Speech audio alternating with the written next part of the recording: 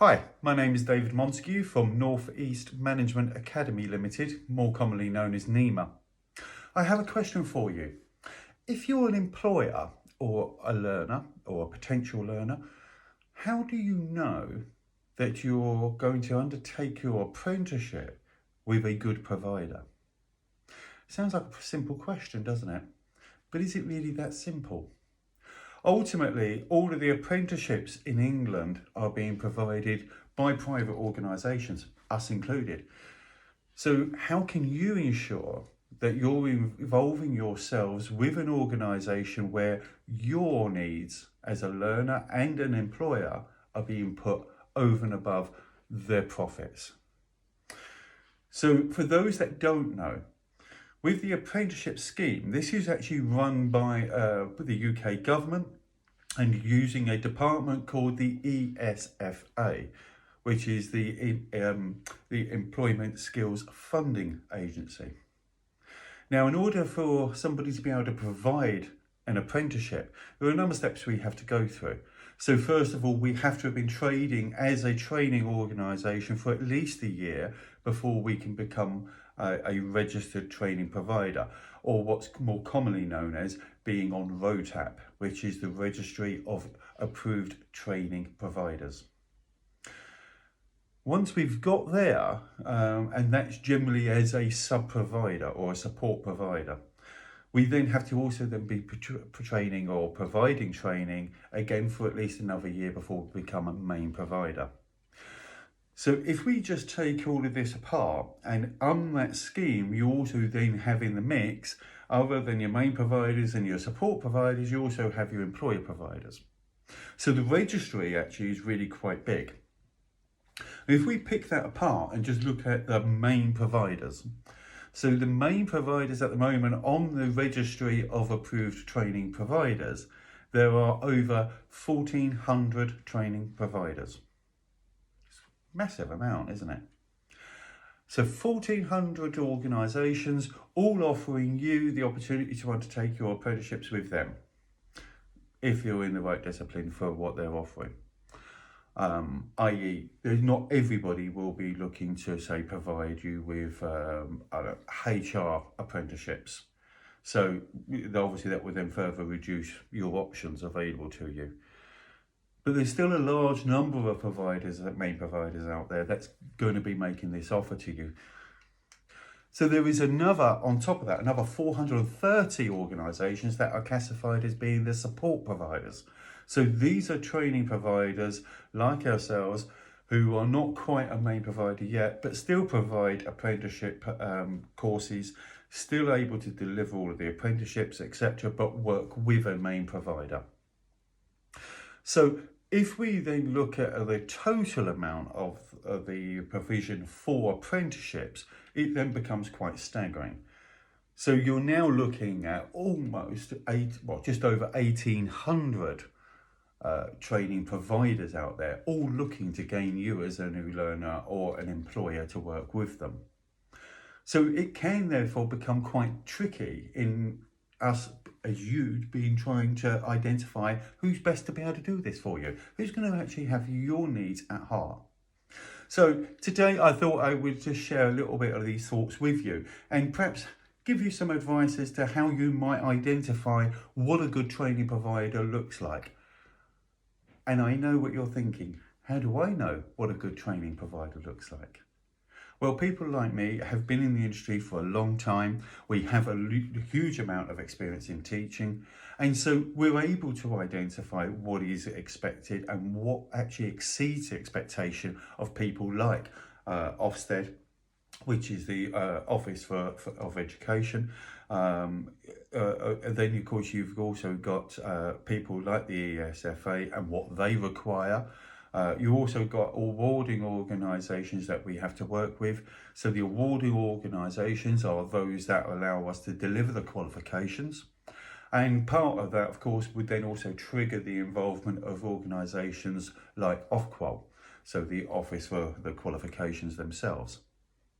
So through this, we're able to then sit back and be able to identify what actually works well for you, the employer, and you, the learner, And perhaps you can then use that to be able to identify whether a potential provider is actually going to work for you or not. Okay. So with this in mind, there's some questions you could perhaps look at asking your new provider, which will enable you or empower you to be able to make an informed decision as to whether that organisation is going to be right for you or not. So as with anything that you're going to purchase, take the time to do your due diligence, do your research, take time to make sure it is the right organisation for you, not just that they are able to be able to provide you with the apprenticeship that you're looking to undertake, but can they actually do that in a way which is going to help your business to grow by ensuring that the method of delivery and the way in which it's, or what's being taught and when it's being taught is actually going to meet your needs as a business. And you as a learner, are they going to actually take on board of your prior experience and knowledge? Are they going to actually work with you to make sure that your needs are being met? A key area of this with learners is the misbelief or the myth that because I have no prior qualifications or because I have learning needs, this is going to impede me being able to undertake an apprenticeship. I can honestly stand here and say to you today, it's absolute nonsense. Doesn't mean a thing. If you don't have any qualifications at all, yes, we have an obligation to be able to help you put you through your English and your maths, and in some instances ICT as well, and we will most certainly do that for you. But we will work with you. If you have learning needs, your provider should be able to identify what those learning needs are and adjust the program accordingly to help you to still achieve. I personally have helped several different learners with learning needs, and whether it's autism, whether it's dyspraxia, dyslexia, etc. Sometimes it's just a severe lack of confidence because perhaps they've had a bad learning experience when they were at school. Perhaps, it's been decades since they've learned anything on a formal basis. Whatever the case may be, your provider, if they're a good provider, should be able to adjust their programs accordingly and be able to evidence it to you as to how they do that. So don't be shy in asking them, what it is are you going to do as my provider to help me? It does take an element of confidence for you to be able to, of course, talk to them about that, especially if it's involving learning needs. But you know what? They're not there to judge you. They're there to support you. And the more honest you are, the better they should be able to support you. And if they can't, guess what? It's not the provider for you. Look for another, because there are plenty out there. Okay. Another question that you should be looking to ask your potential provider, of course, is in relation to how they're going to identify your existing knowledge and skills within relation to the standards and how they're going to use that to adjust the funding. Under ESFA funding rules, training providers should be looking to reduce the amount they're charging you if they can evidence that you already meet the standards in certain areas of the program. A lot of training providers fail to do this appropriately. I'm pleased to be able to say, of course, that we don't. We absolutely look at your prior experience and your prior knowledge, and we identify the areas in which we can use that to help to reduce the amount of funding we're going to charge. That means you as an employer, of course, can get more people on programs because you're not being charged the maximum banding allowed. But if your provisional or your potential provider can't do that, if they aren't doing that, perhaps you need to be asking the question as to why. And again, don't be afraid to ask these questions. It's your right as an employer and as a learner. It's your right to identify, why should I, for example, learn something that I'm already good at and I can already evidence I know. So don't be shy in coming forward and asking those particular questions. When we're looking at prior experience, this doesn't have to be because you already have a qualification in something. And in fact, actually, that would suggest that you're on the wrong program. If they're using skill scans, the skill scan should be completed in such a way which involves both the learner and the employer, but also their feedback on this as well. They should be using this to justify why they're putting you on this particular program.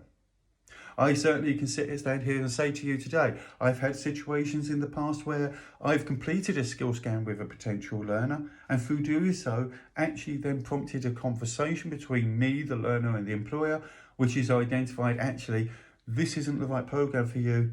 We would recommend this particular program.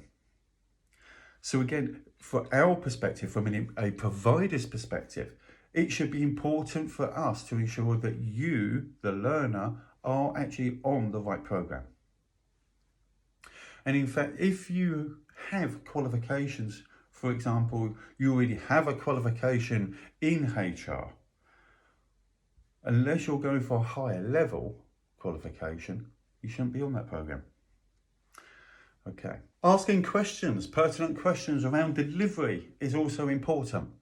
So again, from an employer's perspective and from a learner's perspective, don't be afraid in asking your potential provider on how they're going to be delivered and in what order it's going to be delivered, etc.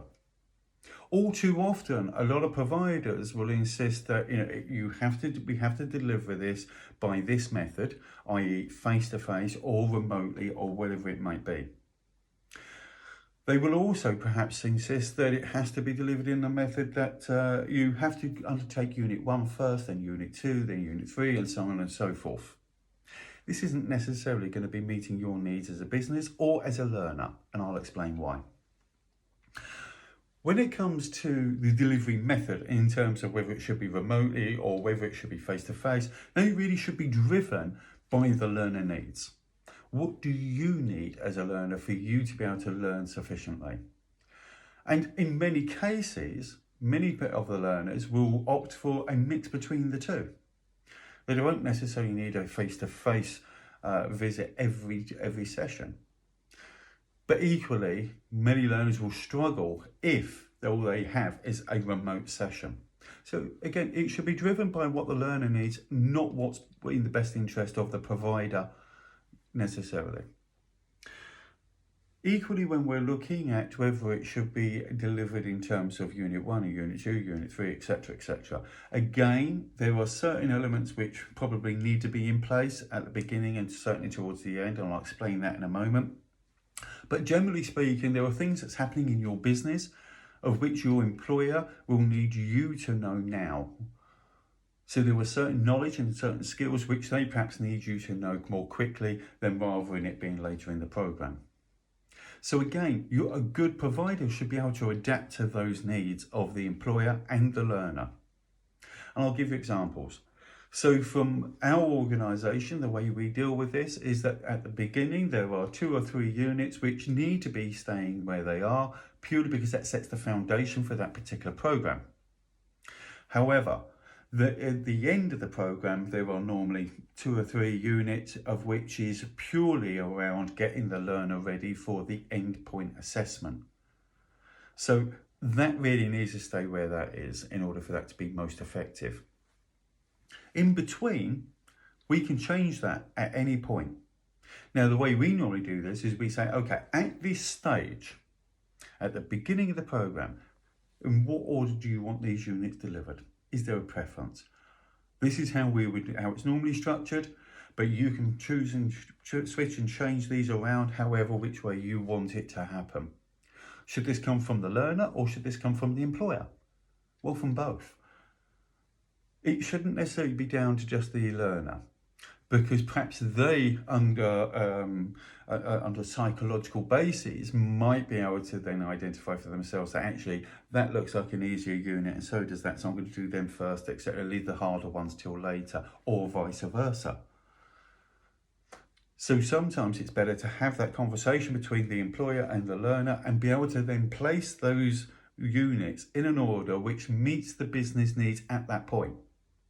And I stress at that point, because ultimately that's likely to change when the business needs change. So things happen in business all the time, and therefore our priorities change. And if the priorities change, that might impact on what we need our learners to know now, rather than later in the program. So it becomes a case of then communicating with us as to, okay, actually this is now happening in our business, so we would like this unit brought forward. There should not be an issue with that. And if again, your potential main provider or your sub-provider cannot do that, then you need to be questioning as to whether they're the right provider in the first place. Okay. So another area in which, of course, you would look to ask your potential provider for apprenticeships is in relation to how you're going to actually learn.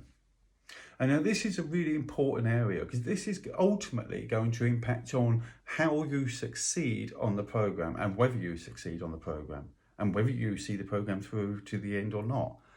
It has a massive impact on you as the learner. And therefore, it's also important for the employers to understand this, because if your learners aren't being engaged, if they're not learning sufficiently, then the motivation and engagement on the program is going to drop, then they're going to want to withdraw, which means whatever money's been paid to the provider to that point has been a wasted investment. You're not going to see any return on that at all. So it becomes a waste of time. So it's important for us to understand what we can do about this. How can we ensure we're going to maximise those returns for both me as a learner and me as the employer?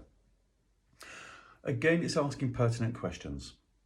Now, your provider should be able to meet your needs as the learner in ensuring that they're providing materials of which works for you.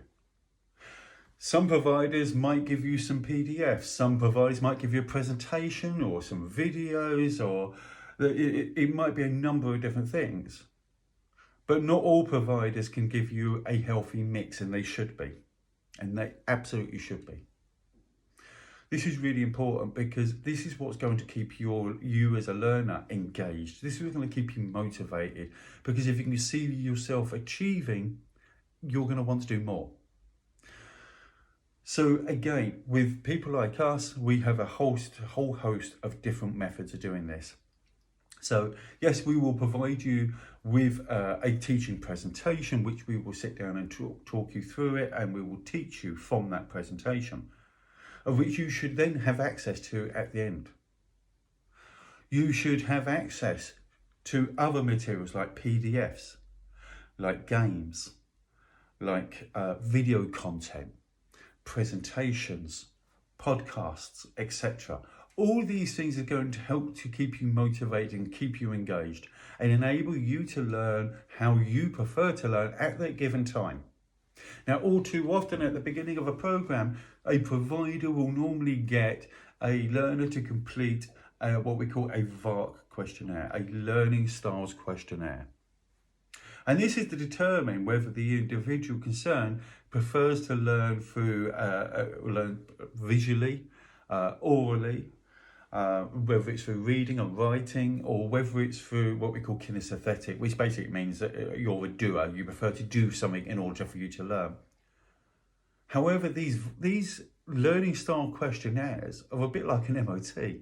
They're only 100% accurate for that one point in time where you completed it. Because things change in our lives.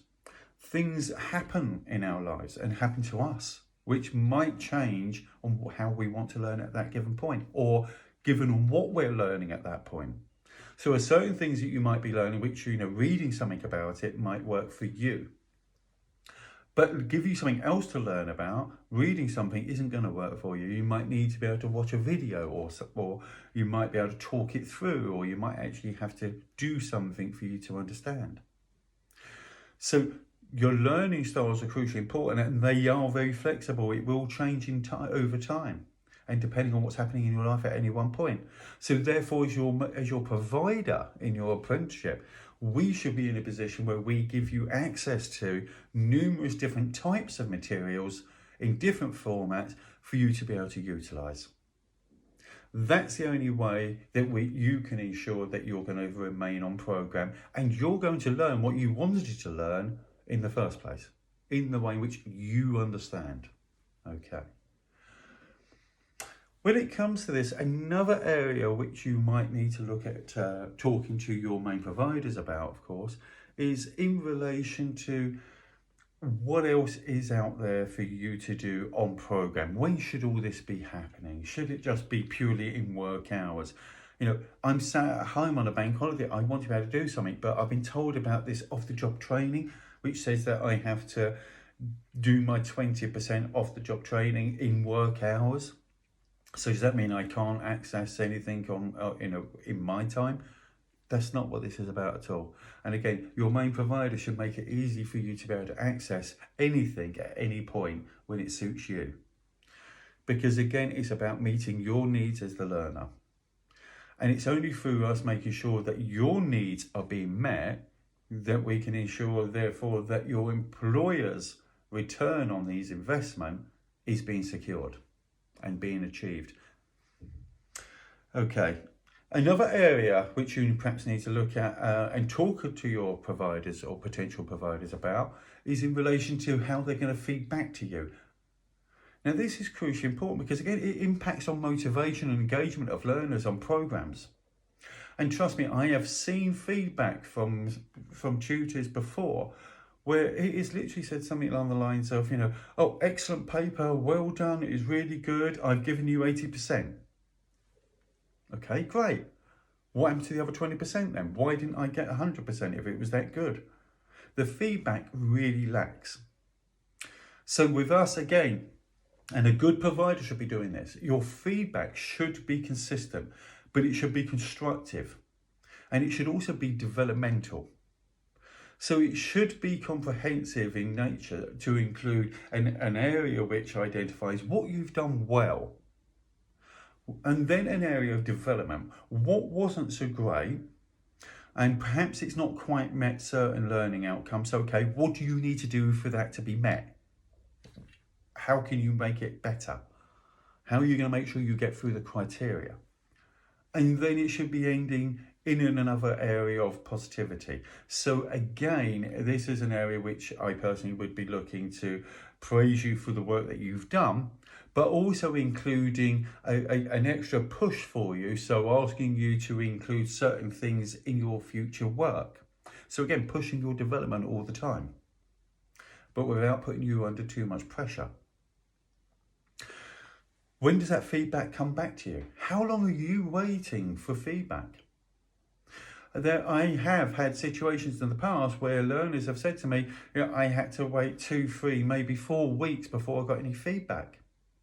This is disastrous. That has a massive impact, a negative impact on learners. If you don't know how you've done on something, where's your motivation to do something else? So again, the feedback should be provided to you in good time. So again, with us, we aim to give you full feedback within 48 hours because we understand the work that's gone in for you to create that evidence in the first place. And therefore, the last thing all that you want to know as a learner is, was it good enough? Has it met the criteria? Do I need to do something else? The last thing you want is to be sat there wondering. Because again, that's where your motivation levels start dropping down and down. So it becomes crucially important to ensure that any potential provider is able to guarantee you that feedback will be provided within a certain window of time. All you then need to do is identify whether you think that's acceptable for your needs or not. Okay. And one final area for you to consider is in relation to how they're going to prepare you for EPA. So now again, this can start at the very beginning of the apprenticeship and it should be. The EPAO, the Endpoint Assessment Organisation. So with endpoint assessments, they have to be completed by an organisation that has had nothing to do with the teaching side of the apprenticeship. So again, a pertinent question to ask any potential provider is, which EPAO, which endpoint assessment organisation do you use for this particular subject that we're going to be looking at, this particular programme? If they can't tell you, that should be warning signs that they've got nothing in place. And if they haven't got anything in place, the chances are the endpoint assessment itself is going to be delayed. So they should be able to tell you exactly who they're going to be working with And in fact, at the very beginning of your program, they should be confirming that they've got your interest for EPA registered with them. They can't do more than that at that point until you've actually completed the program in full. But they can and should be registering you with the endpoint assessment at the beginning of the apprenticeship. So again, ask them questions around that. When do they register with the endpoint assessment organisation? How do you know it's being done, etc. And again, looking at how they're going to prepare you for that endpoint assessment. A lot of training providers try to squeeze everything into as little amount of time as possible to maximise the profit margins. Again, if the delivery timeframes of a program is too short for you, say so. It's down to them to make it work for you. Don't be afraid in talking to them about that. So again, with the government, if you look on the government's website, you will see that they will have a table which identifies. So, and by the way, this will be under the banding. So if you Google search apprenticeship funding bands, on that document, which is on the Gov site, when you download it and open it, on that document, it will give you the average time for completion. So that is an average time. Again, you should be flexible. There should be no hard, rigid level of time, because again, it's down to the individual learner. Some learners I have, for example, will try and get done as quickly as possible, and I facilitate that. So I have a couple of learners at the moment who want to do 2 units a month. Absolutely fine. We have other learners, because of work and because of their learning styles, etc., take a little bit longer.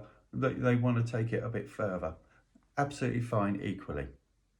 So again, they should be able to adjust their end dates to be able to meet the needs of the learners. Now, there is a stipulation where the apprentice has to be on program for at least 12 months and 7 days. Don't ask me about the 7 days, I have no idea. But that's the limit, the minimum limit, okay? Before you can be put forward for endpoint assessment. Endpoint assessment can take anything up to 3 months. And the reason for that is not because the endpoint assessment organisations are so terrible that they're not organised or anything like that. What it's really all about, of course, is that we need time to be able to make sure and to prep and coach the apprentice ready for that endpoint assessment. Now, most endpoint assessments will have either a formal interview or a professional discussion. Either way, we need to be able to prep the apprentice for that. Now, again, with us, we tend to take around sort of 3 months. We can get it done a bit quicker depending on the individual learner, because again, it's an holistic approach. But again, if we then take that time, it's so that we can make sure that when you go through the endpoint assessment, you're going to pass. Okay. And one final little word around what it looks like at the endpoint assessment. So generally speaking, you will either have a fail, a pass, or a pass with distinction or merit. Now, a good training provider will often look at trying to deliver their training programs in line with the level of distinction. And this is certainly what we do. The reason for that, it's very simple. It's trying to secure your future as a learner. If we teach you at the pass level only, then there's still a 50-50 chance you're going to get through the endpoint assessment. But if we can teach you at the distinction level and push your development, then we're almost guaranteed you a pass, which is terrific. It's good for us as a provider, it's great for you, and it's terrific for your employer. So again, all I would say to you is, look, don't be afraid in having these level of conversations and asking these type of questions with any potential provider. And if they're uncomfortable with it, well, then clearly they're not the right provider for you. There are plenty of providers out there. So again, do your homework, do your due diligence, and make sure you're making the right informed decision for you and your business. Hope you found this useful. Thanks very much.